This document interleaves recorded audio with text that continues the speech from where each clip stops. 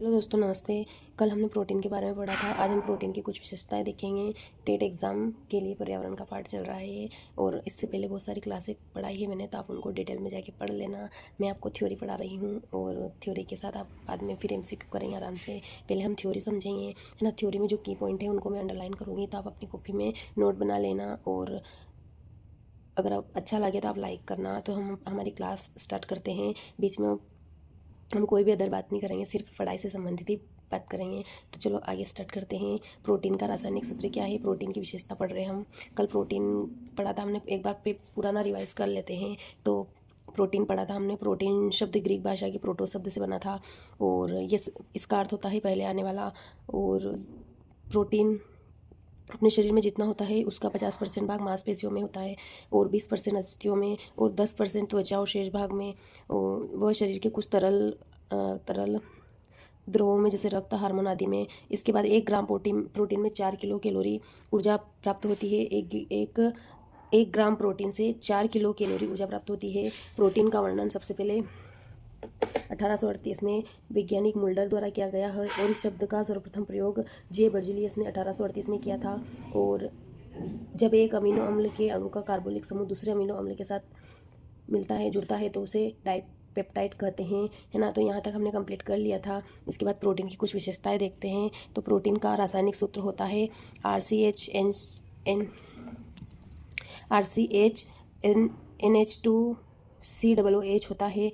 Protein का रासायनिक सूत्र होता है ये RCHNH2COOH होता है।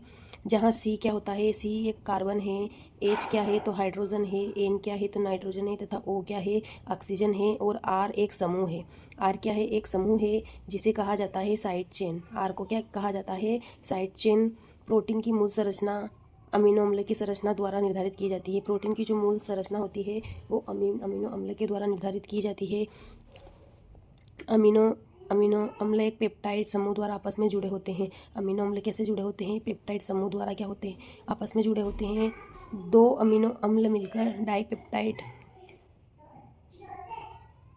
2 अमीनो अम्ल मिलकर अमीनो अम्ल एक पेप्टाइड समूह द्वारा आपस में जुड़े होते हैं। 2 अमीनो अम्ल मिलकर क्या बनाते हैं, डाइपेप्टाइड। और 3 अमीनो अम्ल मिलकर ट्राईपेप्टाइड बनाते हैं। तो ये IMP है कि 2 अमीनो अम्ल मिलकर क्या बनाते हैं, तो डाइपेप्टाइड। 3 अमीनो अम्ल मिलकर क्या बनाते हैं, तो ट्राईपेप्टाइड। तथा एक श्रृंखला में कई अमीनो अम्ल मिलकर पॉलीपेप्टाइड बंध का निर्माण करते हैं। बहुत सारे अमीनो अम्ल एक श्रृंखला में मिलकर क्या बनाते हैं, तो पॉलीपेप्टाइड। समझ में आया आपको, है ना। एक बार और, 2 अमीनो अम्ल मिलके डाइपेप्टाइड, 3 अमीनो अम्ल मिलकर ट्राईपेप्टाइड, एक श्रृंखला में कई अमीनो अम्ल मिलकर क्या बनाते हैं, पॉलीपेप्टाइड। 2 में डाइपेप्टाइड, 3 में ट्राईपेप्टाइड और बहुत सारे में पॉलीपेप्टाइड बंध का निर्माण होता है। मनुष्य के शरीर में 14% से 17% प्रोटीन होता है। मनुष्य के शरीर में कितना प्रोटीन होता है, 14% से 17% होता है। ठीक है, आगे बढ़ते हैं। एक वयस्क पुरुष को प्रतिदिन लगभग 50 से 70 ग्राम प्रोटीन तथा एक महिला को लगभग एक एडल्ट व्यक्ति को 50 से 70 ग्राम प्रोटीन तथा एक महिला को 45 से 65 ग्राम प्रोटीन की आवश्यकता होती है ना। 45 मतलब आप एक व्यक्ति के 50 और 70 में से 5 माइनस कर दो, है ना। 50 और 45, 70 और 65 ग्राम प्रोटीन की आवश्यकता होती है। मतलब महिलाओं में 45 65 और पुरुषों में 50 70। ठीक है, आगे बढ़ते हैं। एक मनुष्य को प्रतिदिन 2000 कैलोरी में से 10 से 15% अर्थात 200-300 किलो कैलोरी ऊर्जा प्रोटीन से प्राप्त होनी चाहिए। मतलब टोटल प्रोटीन से कितनी कैलोरी ऊर्जा प्राप्त होनी चाहिए, तो एक मनुष्य को प्रतिदिन 2000 कैलोरी में से 10 से 15% अर्थात 200 से 300 किलो कैलोरी ऊर्जा प्रोटीन से ही प्राप्त होनी चाहिए। ठीक है, तो यहाँ तक आपको समझ में आया होगा। आगे बढ़ते हैं। प्रोटीन का संगठन, तो प्रोटीन का मुख्य रूप से कार्बन, हाइड्रोजन, ऑक्सीजन ना। प्रोटीन के संगठन क्या है, कार्बन, हाइड्रोजन, ऑक्सीजन तथा नाइट्रोजन से मिलकर बना होता है। इसके अतिरिक्त इसमें फास्फोरस और सल्फर की अल्प मात्रा भी विद्यमान होती है। फास्फोरस और सल्फर की अल्प मात्रा भी विद्यमान होती है। अब प्रोटीन का वर्गीकरण पढ़ेंगे। तो प्रोटीन का वर्गीकरण, विभिन्न आधारों पर प्रोटीन का वर्गीकरण निम्न प्रकार है। प्रोटीन गुण के आधार पर, स्रोत के आधार पे, रासायनिक संयोजन के आधार पे, है ना। तो प्रोटीन का गुण के आधार पर उत्तम, मध्यम और निष्कृष्ट। स्रोत के आधार पर पशु प्रोटीन और वनस्पति प्रोटीन।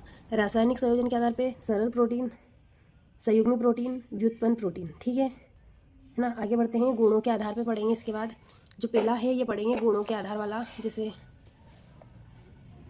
ये वाला पढ़ेंगे ना।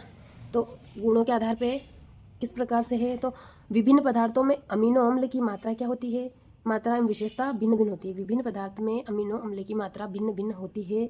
इस आधार पर प्रोटीन निम्नलिखित प्रकार के होते हैं। निम्नलिखित प्रकार के होते हैं मतलब उनमें अमीनो अम्ल की मात्रा क्या होती है, भिन्न भिन्न होती है, इसलिए प्रोटीन क्या होते हैं, निम्नलिखित प्रकार के होते हैं।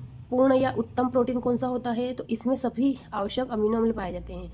ऐसा प्रोटीन जिसमें सभी आवश्यक अमीनो अम्ल पाए जाते हैं उसे बोलेंगे उत्तम, है ना। ऐसा अमीनो अम्ल जिसमें सभी प्रकार के ऐसे इसमें सभी आवश्यक अमीनो अम्ल पाए जाते हैं उसे बोलते हैं उत्तम प्रोटीन या पूर्ण प्रोटीन, है ना। जिसमें सोयाबीन हो गया, दूध का केसिन, अंडे का प्रोटीन, मांस एवं मछली।